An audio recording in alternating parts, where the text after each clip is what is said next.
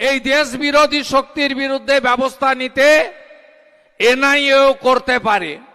মুর্শিদাবাদ জেলায় যে উপর্যুপরি লাগাতার এই জামাতিদের আন্দোলনের নামে হিন্দুদের উপর অত্যাচার, এর বিরুদ্ধে হাইকোর্ট কঠিন এবং কঠোর ব্যবস্থা নিয়েছেন।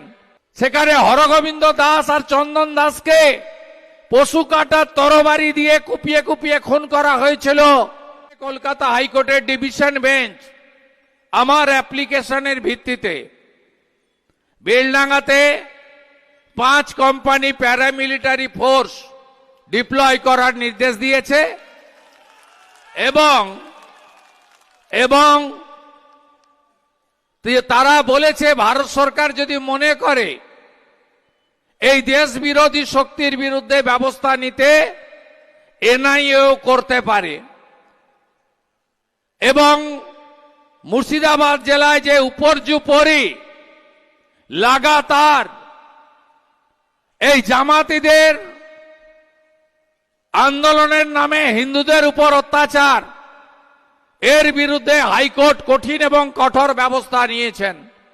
আমার এই অ্যাপ্লিকেশন নতুন নয়। আপনারা জানেন 2024 সালের শেষের দিকে আমাদের ধুলিয়ান এবং শামসেরগঞ্জে যে নারকীয় বর্বরোচিত ঘটনা ঘটেছিল এবং 47 সালের পরে আমরা আরেকবার হিন্দু পলায়ন দেখেছিলাম।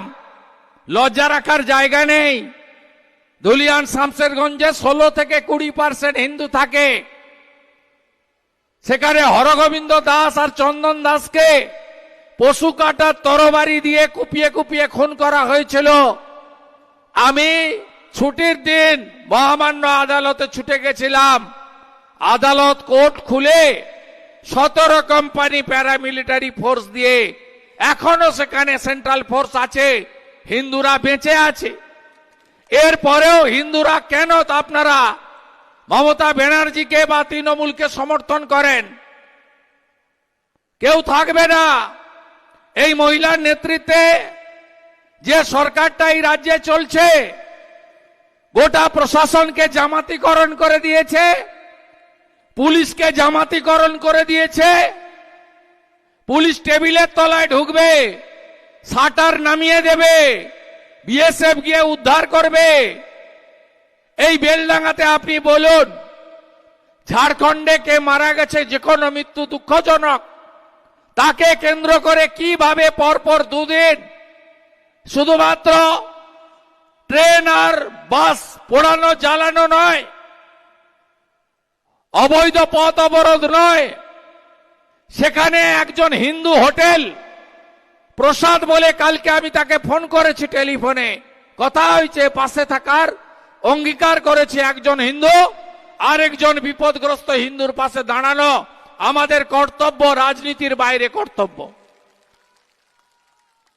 আমরা আজকে তাকে তার দোকানটা ভেঙে হোটেল পর্যন্ত ভেঙেছে, আর প্রত্যেক দিন ধরে পিটিয়েছে সাংবাদিকদের। শুধু যারা প্রতিবাদী চ্যানেল তারা নয়, মমতা ব্যানার্জি ঢোল যারা বাজান সারাদিন ধরে, পিসি পিসি পিসি, তাদেরকেও ধরে ধরে পিটিয়েছে। আমি চ্যানেলগুলোর আর নাম বলতে চাই না, মহিলা সাংবাদিকও আছে। তাই এই জিনিস বন্ধ হওয়া দরকার।